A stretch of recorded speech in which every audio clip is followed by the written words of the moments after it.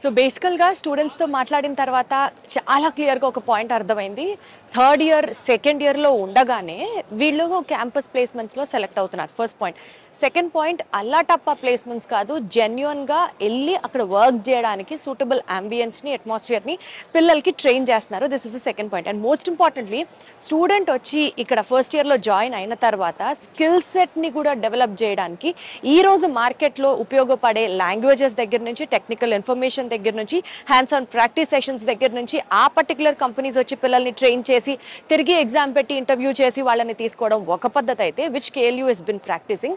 Most important part being, చదువు అయిపోయిన తర్వాత కూడా, అంటే మేబీ ఇంజనీరింగ్ కంప్లీట్ చేసిన తర్వాత ఎవరైనా జాబ్ చూస్ చేసుకోవాలనుకుంటే బెస్ట్ జాబ్ ఏంటి, అట్లా కాదు, if they still want to pursue higher educations, be it MBA or MTech or PhD or whatever, చదువుకోవాలి అని అనుకునే వాళ్ళకి ఏ గోల్, ఏ డెస్టినీ పరంగా వాళ్ళు చదువుకోవచ్చు.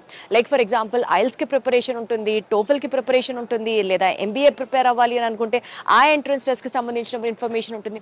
సో ఒక స్టూడెంట్ స్టడీస్ని పర్స్యూ చేయాలన్నా, కెరియర్లో సెటిల్ అవ్వాలన్నా, మంచి ప్లేస్మెంట్స్ కొట్టాలన్నా, ఓవరాల్గా వేలు పట్టుకొని నడిపించడం అంటారు చూసారా, అట్లా పిల్లలు చేయబట్టుకొని from the day 1 of their first year until they leave the campus and get settled in their destined path, KL university place a major role అని మాత్రం అర్థం.